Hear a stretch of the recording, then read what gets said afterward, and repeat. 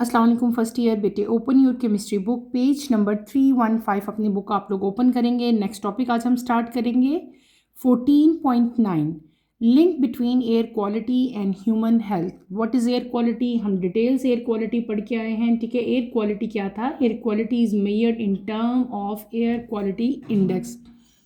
आज हमने पढ़ना है कि एयर क्वालिटी का ह्यूमन की हेल्थ के साथ बेटे क्या लिंक है। ये सारा हम डिटेल से पढ़ेंगे। Let's start with the reading, then इंशाल्लाह मैं साथ साथ आपको एक्सप्लेन करूंगी। The link between air quality and human health is well documented and significant. Poor air quality can have immediate and long-term health impacts. Major air pollutant and their health effect. Number one, particulate matter PM. Particulate matter PM consists of tiny particles suspended in the air, including dust, dirt, soot, and smoke, ranging from diameter of 2.5 micrometer to 10 micrometer. Inhalation of these particulate matter PM can cause inflammation and irritation of airways, leading to conditions such as asthma and bronchitis. Number two, nitrogen dioxide NO2 and sulfur dioxide. The short-term exposure to nitrogen oxide and sulfur dioxide can irritate the respiratory system, while long-term exposure can increase the risk of respiratory infection, asthma and bronchitis. छोटा सा topic है बेटे। हमने different type के air pollutants पढ़े थे, काफ़ी detail में हमने पढ़े उनका जो है। और इसके अलावा जितनी भी यानी कि पोल्यूटेंट आपको पता है क्या करते हैं कि एयर क्वालिटी को ये ख़राब कर देते हैं, पुअर कर देते हैं। तो ये जो एयर क्वालिटी है और जो ह्यूमन की हेल्थ है, इसके दरमियान में क्या लिंक है, ये अभी हम स्टडी करेंगे। तो एयर क्वालिटी और ह्यूमन की हेल्थ के दरमियान में बेटे एक सिग्निफिकेंट, एक वेल डॉक्यूमेंटेड यानी कि अच्छी खासी जो है इस बारे में एक सही पूरी रिसर्च जो है मौजूद है कि अगर एयर क्वालिटी बुरी होगी तो उसके रिज़ल्ट में ह्यूमन बॉडी के ऊपर कौन से इम्पैक्ट आएंगे, कौन सी डिजीज़ कॉज होंगी, ठीक है। कॉमन यहाँ पे आपकी बुक में जो मेजर डिजीज़ हैं वो आपको यहाँ पे बताई हुई हैं कि मेजर एयर पोल्यूटेंट कौन से हैं और उनका इफ़ेक्ट ह्यूमन बॉडी के ऊपर क्या आता है, ह्यूमन बॉडी की हेल्थ के ऊपर। दो मेन यहाँ पे एयर पोल्यूटेंट हमें दिए गए हैं, एक दिया है पार्टिकुलेट मैटर और दूसरा कौन सा दिया है, nitrogen dioxide and sulphur dioxide. सबसे पहले हमारे पास यहाँ पे आता है पार्टिकुलेट मैटर। पार्टिकुलेट मैटर बेटे एयर पोल्यूटेंट्स हैं, हम डिटेल से इनको पढ़ के आए थे। पार्टिकुलेट मैटर जो है इसके अंदर बेसिकली टाइनी पार्टिकल्स होते हैं जो कि एयर के अंदर सस्पेंडेड रहते हैं, एयर में जो है मौजूद रहते हैं।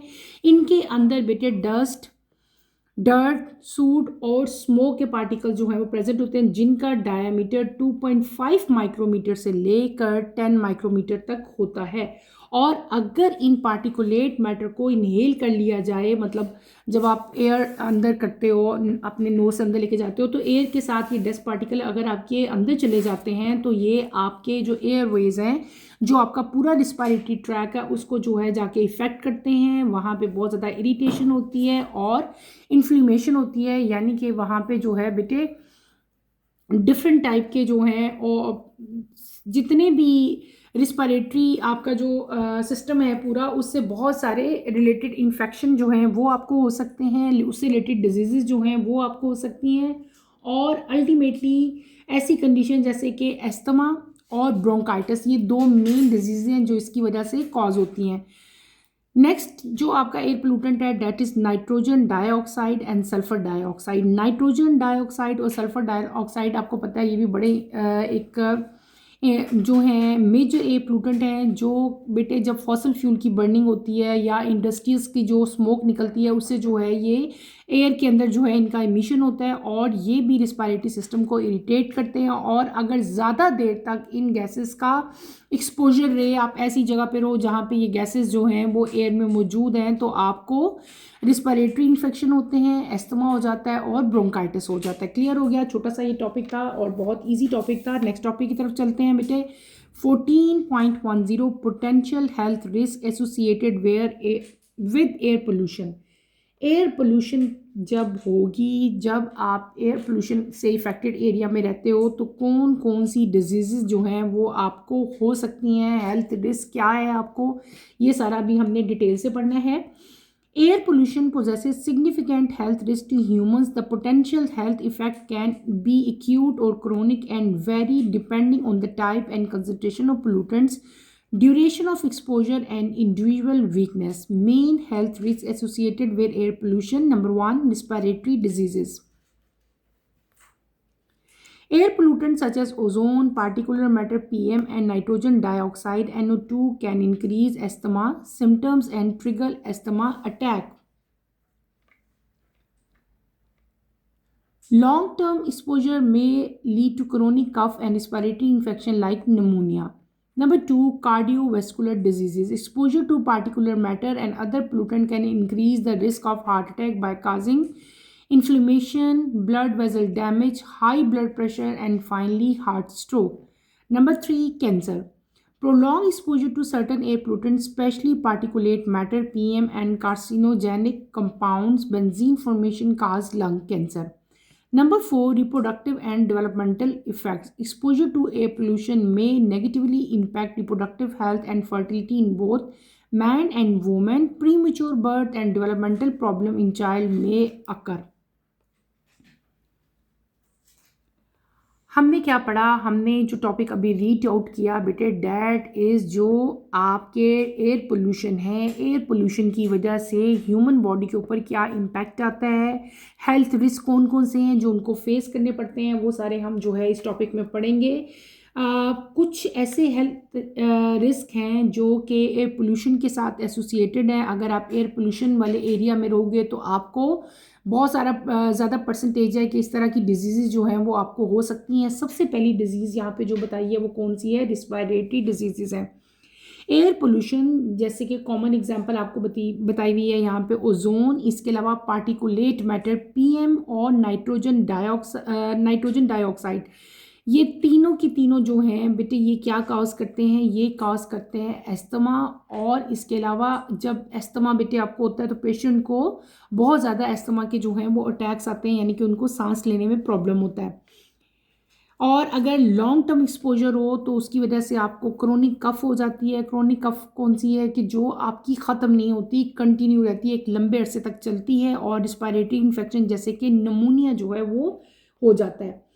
दूसरी यहाँ पे डिजीज़ लिखी हुई है कार्डियोवैस्कुलर डिजीज़। कार्डियोवैस्कुलर डिजीज़ ऐसी तमाम बीमारियाँ जो हार्ट से लिंक करती हैं, जिनका ताल्लुक ब्लड सर्कुलेटरी सिस्टम से या हार्ट से है, उनको हम लोग कंबाइनली क्या कहते हैं? कार्डियोवैस्कुलर डिजीज़ कहते हैं। जब आपका एक्सपोजर पार्टिकुलर मैटर के साथ या दूसरे पोल्यूटेंट के साथ होता है तो आपका जो हार्ट का बेटे हार्ट अटैक का जो रिस्क है वो बढ़ जाता है।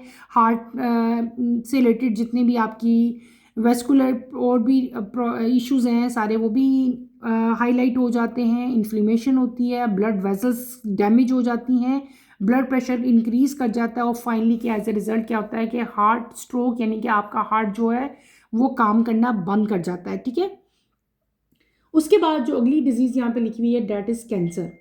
प्रोलॉन्ग अगर आपका एक्सपोजर हो जाए, आप ऐसी जगह पे रहते रहो जहाँ पे एयर पोल्यूटेंट जो हैं वो एयर में मौजूद हैं, स्पेशली पीएम यानी कि पार्टिकुलेट मैटर और कार्सिनोजेनिक कंपाउंड। कार्सिनोजेनिक कंपाउंड की कॉमन एग्जांपल क्या है? Benzene formation. तो ये जो कार्सिनोजेनिक कंपाउंड्स हैं, जैसे कॉमन एग्जांपल आपकी यहाँ पे बुक पे लिखी भी हुई है बेंजीन फॉर्मेशन। ठीक है, तो इनकी वजह से बेटे लंग कैंसर जो है वो होता है। तो यानी कि जो आपके एयर पोल्यूशन है, जो एयर पोल्यूटेंट्स हैं, उनकी वजह से कैंसर भी कॉज होता है। और जो लास्ट यहाँ पे हेल्थ रिस्क लिखा हुआ है that is reproductive and developmental effect. अगर एयर पोल्यूशन में ज़्यादा देर तक रहा जाए ऐसे एरिया में जहाँ पे एयर पोल्यूशन है, एयर के अंदर पोल्यूटेंट्स मौजूद हैं, तो उसका आपके रिप्रोडक्टिव हेल्थ पे भी जो है एक नेगेटिव इम्पैक्ट आता है, और बहुत मेल एंड फीमेल की फर्टिलिटी जो है वो इससे जो है वो डिस्टर्ब होती है। प्रीमेच्योर बर्थ्स होंगी, और बच्चों में जो है उनकी जो डेवलपमेंटल ग्रोथ है बेटे वो सही नहीं होगी, और बहुत सारे डेवलपमेंटल प्रॉब्लम जो हैं वो उनके अंदर हो जाते हैं। ठीक है, तो ये छोटा सा टॉपिक था जिसमें हमने पढ़ लिया कि अगर एयर पोल्यूशन के साथ ह्यूमन बीइंग का जो है वो मतलब वो ऐसे एरिया में रहेंगे जहाँ पे पोल्यूशन होगी और एयर के अंदर पोल्यूटेंट जो हैं वो मौजूद होंगे तो उनको कौन कौन से हेल्थ रिस्क जो हैं वो हो सकते हैं। यहाँ पे आपकी बुक में 4 हेल्थ इश्यूज जो हैं वो लिखे हुए थे जो हमने अभी डिस्कस किए। टॉपिक हमारा कंप्लीट हो गया। बिल्कुल इसी टॉपिक के एंड पे यहाँ पे आपको एक क्विक चेक दिया गया है। क्विक चेक 14.4 3 पार्ट हैं इसके। Explain the impact of particulate matter PM on the air quality. What is AQI? How does it measure air quality? Number 3 है what are the different level of AQI? Mention the safest and the most hazardous range of AQI. One by one सारे question मैं आपको करवाऊंगी। पहले first question की तरफ हम आते हैं। A part explain the impact of particulate matter on the air quality. आप यहाँ पे बताएंगे particulate matter consist of tiny particles suspended in the air और including dust smoke range from diameter 2.5 to 10 micrometer. ठीक है, सारा भी हमने पढ़ा है। आप सिंपल ये मैं आप पीछे आए, यहाँ पे ये देखें पार्टिकुलेट मैटर, ये आपने 14.4 का जो पार्ट ए है उसका आंसर है बेटे। यहाँ से लेकर यहाँ तक आपने राइट करना है ब्रोंकाइटिस तक। Is that clear? Part B की तरफ चलते हैं। पार्ट बी क्या है? What is AQI? How does it measure air quality? आपने AQI पे आओ बेटे। आपका टॉपिक जो लास्ट लेक्चर में हमने पढ़ा था AQI ये रहा।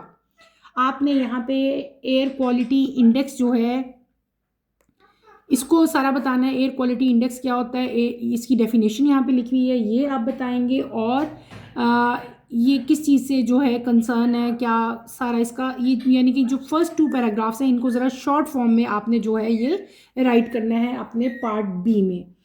फिर आपका पार्ट सी आता है। पार्ट सी क्या है? What are the different level of AQI? Mention the safest and the most hazardous ranges of AQI।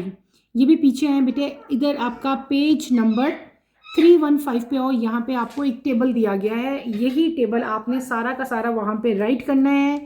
तीनों कॉलम्स ऐसे ही आपने बनाने हैं। आपने एयर क्वालिटी वैल्यूज़ लिखनी है यहाँ पे और लेवल ऑफ हेल्थ कंसर्न, और बाद में आपने क्या बता देना, कलर्स बता देना। Is that clear? 14.4 के पार्ट सी का आंसर है ये टेबल। नेक्स्ट चलते हैं बेटे अगले टॉपिक की तरफ। क्विक चेक जो है वो हमारा कंप्लीट हो गया। नेक्स्ट टॉपिक हम स्टार्ट करेंगे। टॉपिक हमारा है 14.11 method and techniques to measure and monitor air quality. वो कौन से मेथड हैं, वो कौन सी ऐसी टेक्निक्स हैं जिनसे हम एयर क्वालिटी को मॉनिटर कर सकते हैं, यानी कि उसके ऊपर एक चेक एंड बैलेंस रख सकते हैं और उसको मेजर कर सकते हैं। Let's start with the reading. Measuring and monitoring air quality involves a combination of method and technique to assess the concentration of various pollutants in the air. These pollutants can include particulate matter, nitrogen dioxide, sulfur dioxide, carbon monoxide, ozone, and volatile organic compound. There are various methods are techniques used by environmental engineers to measure air quality accurately. The instrument used to measure the air quality index is Nephalometer. This is an instrument used to monitor PM such as dust, smoke, mist, and fumes. Nephalometer, also known as photometer, detects particles by measuring the total amount of light they scatter. छोटा सा topic है। इसके बाद हम इसकी measurement के बाकी जो मेथड्स हैं वो भी बेटे मैं आपको डिटेल से पढ़ाऊंगी। हमने यहाँ पे पढ़ा कि वो कौन से मेथड हैं, कौन सी ऐसी टेक्निक्स हैं जिनसे हम लोग एयर क्वालिटी को मेजर कर सकते हैं। ठीक है, तो एयर क्वालिटी को मेजर करने के लिए, ठीक है, और उसको मॉनिटर करने के लिए हम कम्बिनेशन ऑफ मेथड्स और टेक्निक्स का बेटे इस्तेमाल करते हैं, जिससे हम लोग एयर के अंदर जो डिफरेंट टाइप के पोल्यूटेंट्स हैं उनको जो है मेजर कर सकते हैं और ये भी पता लगा सकते हैं कि इसके अंदर कौन से पोल्यूटेंट जो हैं वो मौजूद है। ये जो बेटे आपको पता है कि वो पोल्यूटेंट जो एयर के अंदर शामिल हैं वो कौन कौन से, हमने उनको डिटेल से पढ़ा। उन पोल्यूटेंट्स में क्या क्या शामिल है, ठीक है, उसमें जो है particulates matter, nitrogen dioxide, sulphur dioxide, carbon monoxide, ozone और वॉलेटाइल ऑर्गेनिक कंपाउंड जो हैं ये शामिल हैं।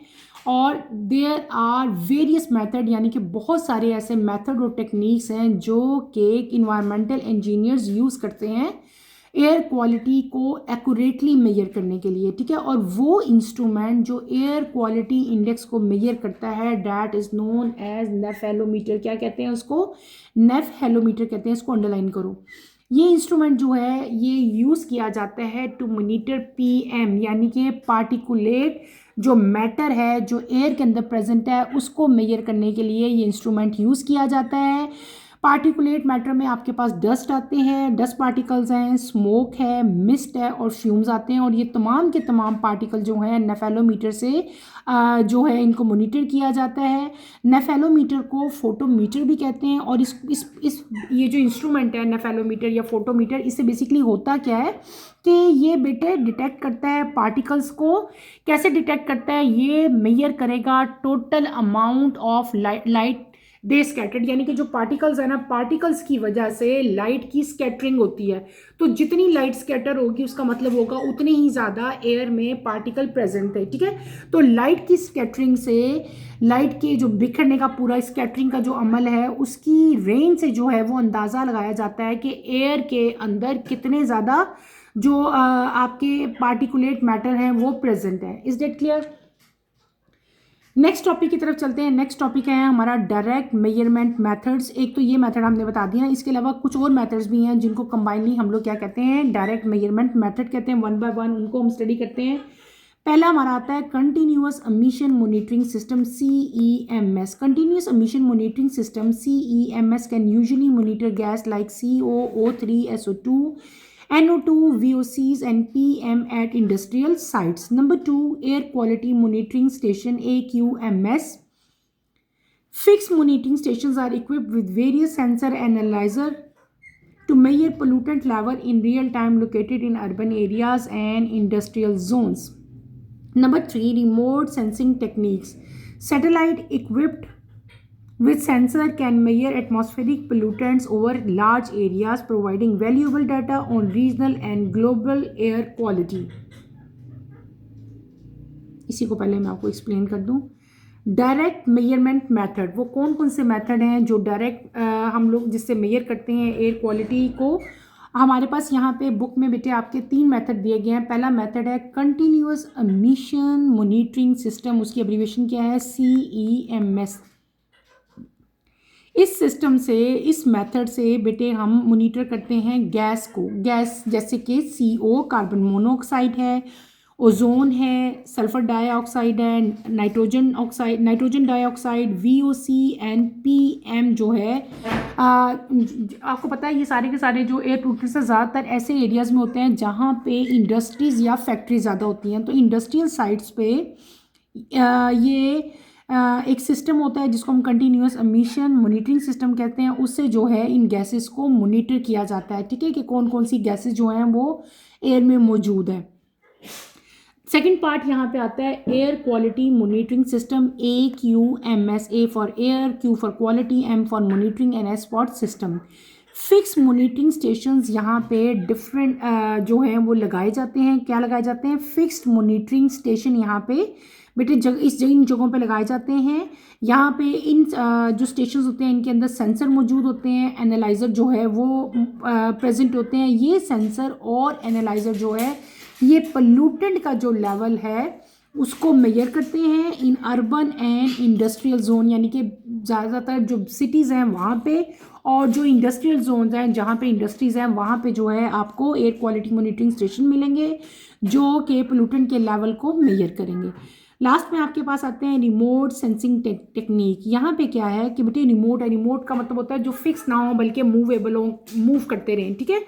तो यहाँ पे सैटेलाइट जो हैं वो इक्विप्ड किए जाते हैं विद सेंसर और वो मेजर करते हैं एटमॉस्फेरिक पोल्यूटेंट को ओवर लार्ज एरिया, यानी कि बहुत बड़े एरिया पे, ज़्यादा एरिया के लिए जो है फिर सैटेलाइट के ऊपर जो है ऐसे सेंसर लगाए जाते हैं जो एटमॉस्फेयर की पोल्यूशन को मेजर करते हैं और आपको एक वैल्यूएबल डाटा जो है वो इससे मिलता है जिससे आप रीजनल बेस पे और ग्लोबल बेस पे जो है एयर क्वालिटी को चेक कर सकते हो। क्लियर हो गया?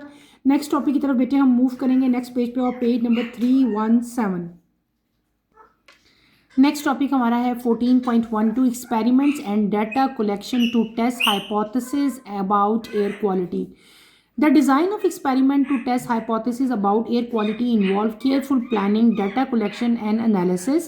Following steps should be done about the air quality. Number one, hypothesis. At the first step, a hypothesis is developed to design an experiment. For example, the hypothesis: the concentration of airborne particulate mass PM 2.5 and nitrogen dioxide NO2 in urban areas is higher during peak traffic hours as compared to non-peak hours, can be tested by collecting air quality data at different time of the day. Number 2, designing the experiment.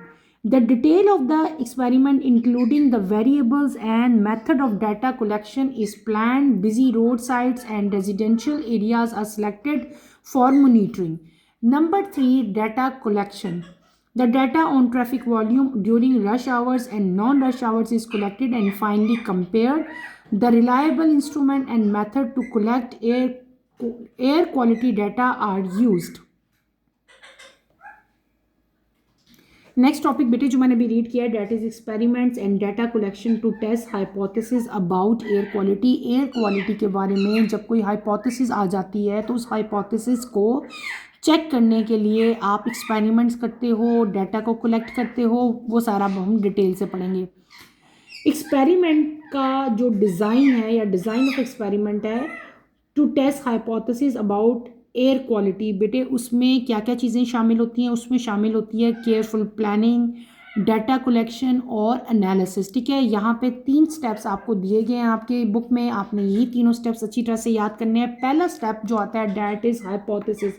सबसे पहला step क्या है? Hypothesis होता है. Hypothesis को हम develop करते हैं टू डिज़ाइन एन एक्सपेरिमेंट.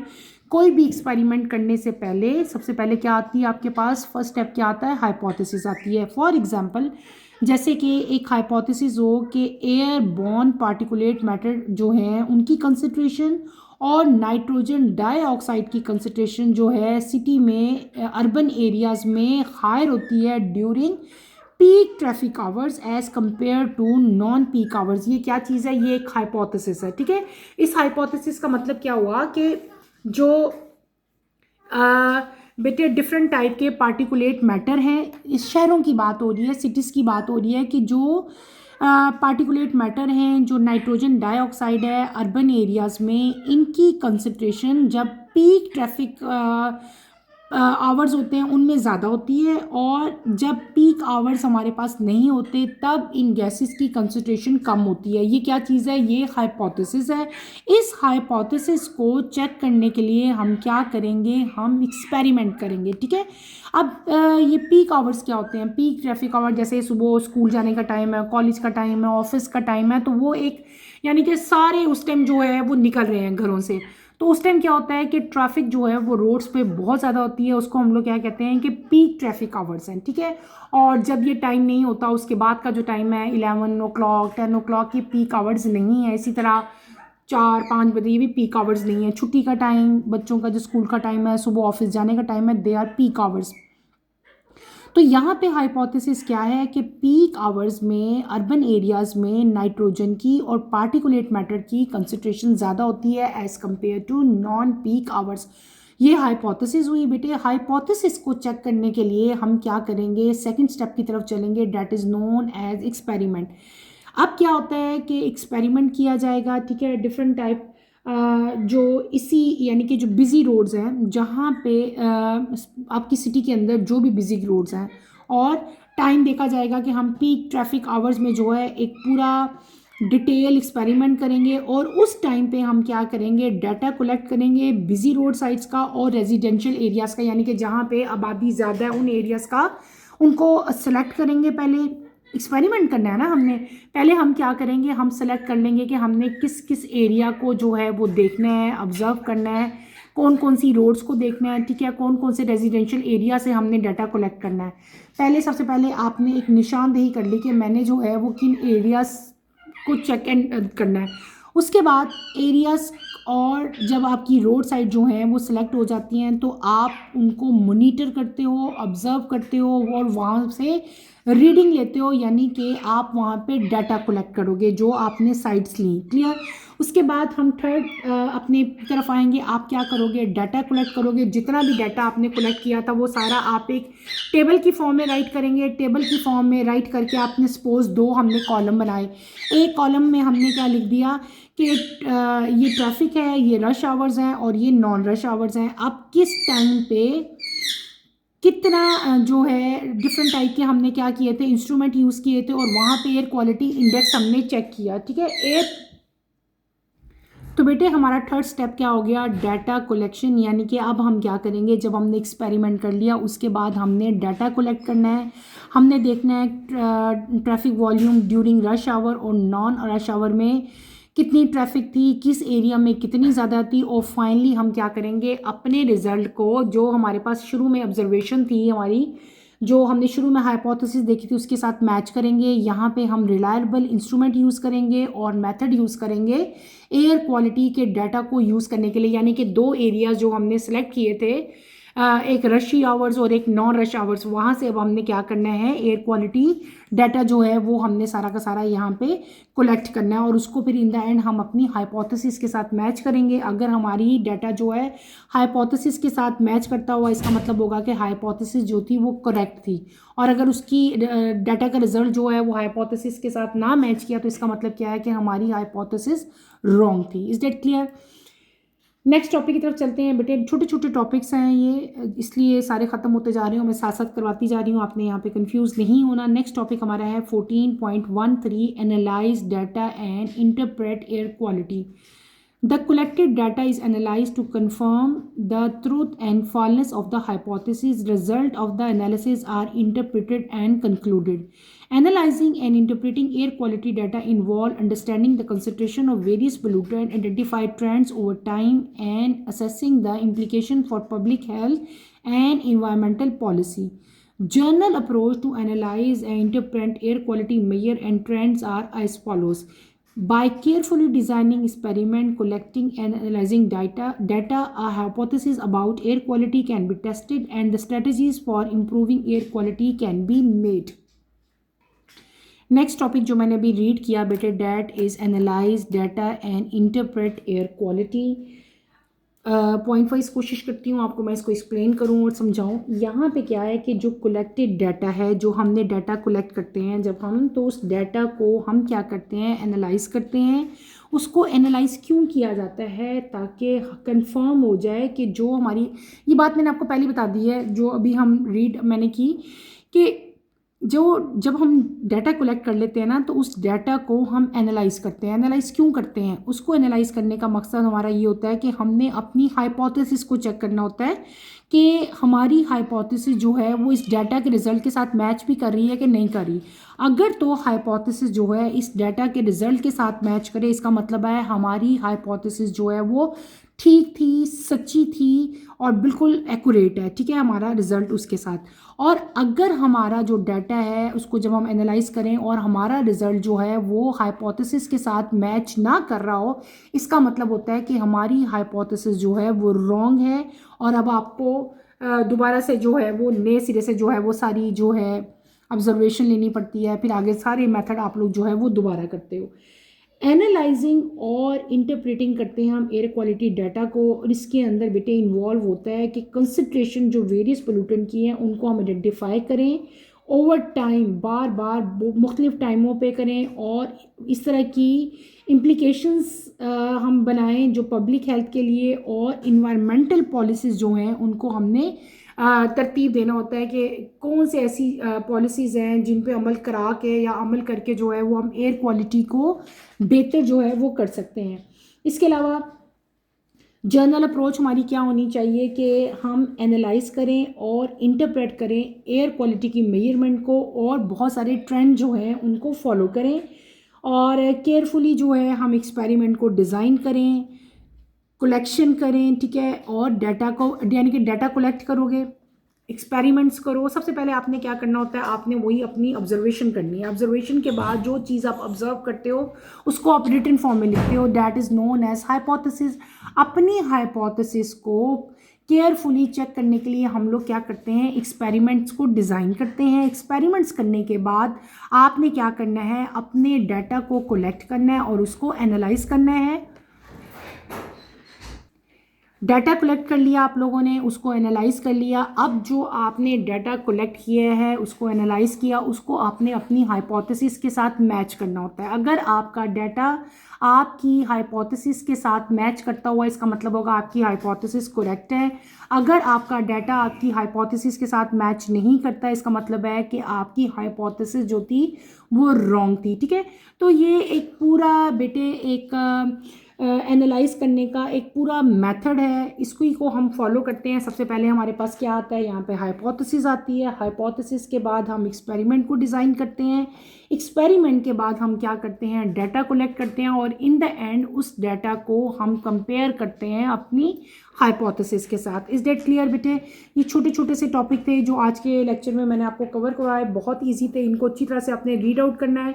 इसमें से लॉन्ग क्वेश्चन नहीं आते, सिर्फ और सिर्फ शॉर्ट क्वेश्चन आंसर इसके अंदर से आते हैं। इसको अच्छी तरह से पढ़ो। इसमें कोई प्रॉब्लम होती है, कोई कन्फ्यूजन होती है तो feel free to ask any question. यहीं पर अपना टॉपिक मैं ख़त्म करूँगी। इंशाल्लाह कमिंग लेक्चर में हम अपना नेक्स्ट टॉपिक स्टार्ट करेंगे, that is strategies use to reduce air pollution. कौन से ऐसे मेथड हैं, कौन सी ऐसी स्ट्रेटजीज हैं जिनको ब्रोए कार्ड ला के हम एयर पोल्यूशन को अवॉइड कर सकते हैं, उसमें कमी ला सकते हैं। ठीक है, नेक्स्ट लेक्चर की नोटिफिकेशन के लिए आप चैनल को शेयर करें, लाइक करें और सब्सक्राइब करें और मुझे यहीं पे इजाज़त दें। इंशाल्लाह नेक्स्ट लेक्चर में आपसे दोबारा मुलाकात होगी। टिल देन अल्लाह हाफिज़। फर्स्ट ईयर टेक केयर बेटे, अल्लाह हाफिज़।